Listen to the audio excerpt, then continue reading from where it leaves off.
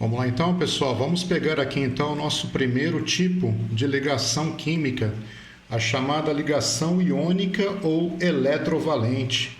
Eu vou me ater a esse número aqui, esse nome aqui, pessoal, ligação iônica, que o próprio nome já é sugestivo, né?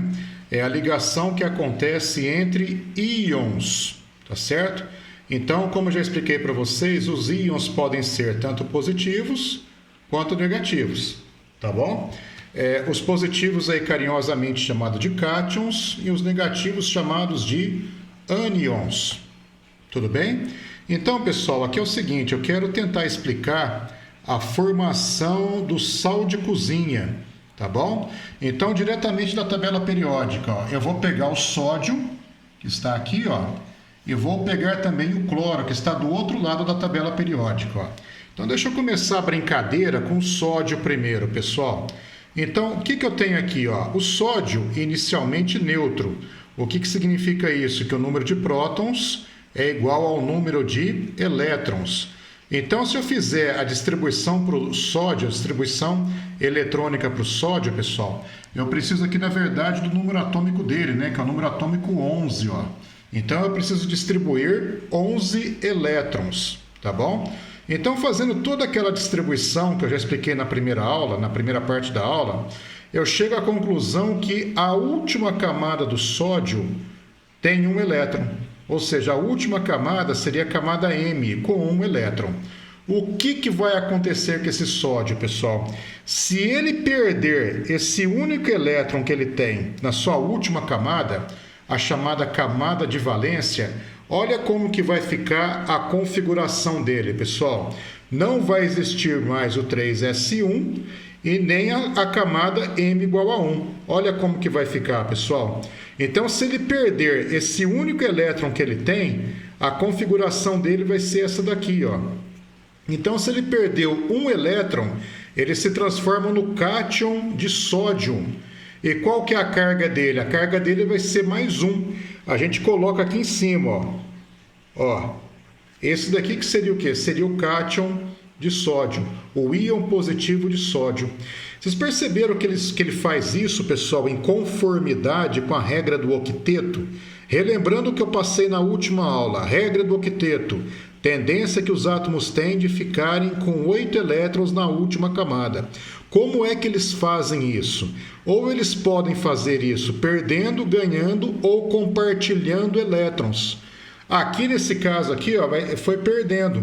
Então, se ele perdeu, olha qual que passa a ser a última camada dele. A última camada dele passa a ser a camada L, com 8 elétrons. E 8 lembra o que, pessoal? Regra do octeto. Então, eu acabei de formar o quê? Eu acabei de formar um íon positivo. Vamos dar uma olhada agora, pessoal, como que vem a formação do íon negativo. Então, você tem o cloro, tirado diretamente da tabela periódica, número atômico 17, ó. Se você fizer a distribuição eletrônica para ele, pessoal, vai dar essa daqui, ó. Última camada, M igual a 7. Para que ele consiga atingir estabilidade, ou seja, ele ficar com 8 elétrons na última camada e obedecer à regra do octeto, ele vai ter que ganhar um elétron, já que ele tem 7, tá certo? Ele precisa ganhar um elétron. Então, o que acontece? Se ele ganhar um elétron, olha como vai ficar, pessoal. A última subcamada a ser preenchida foi 3p5. Se ele ganhar um elétron, olha como que vai ficar, 3p6. E esse último elétron, pessoal, aqui na nossa contabilidade, vai parar justamente aqui, ó. Não era 7? Vai ficar com quantos, então? Vai ficar com 8. Quando isso acontece, ou seja, quando o neutro...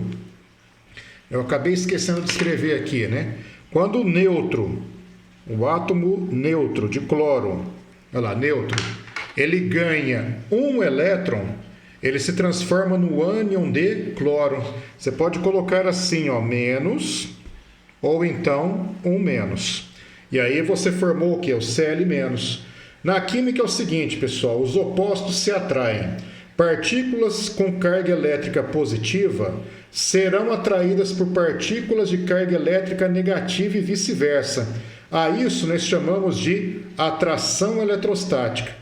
Então os dois vão se unir e essa união é tão forte, pessoal, confere uma estabilidade tão grande para a substância que vai ser formada, que para separar é a coisa mais difícil que tem, tá certo? É o que a gente vai ver na próxima aula. Então, quando o Na+ se gruda no Cl-, forma o quê? Forma o NaCl, ou então cloreto de sódio, que todo mundo conhece como sal de cozinha. É isso aí, pessoal.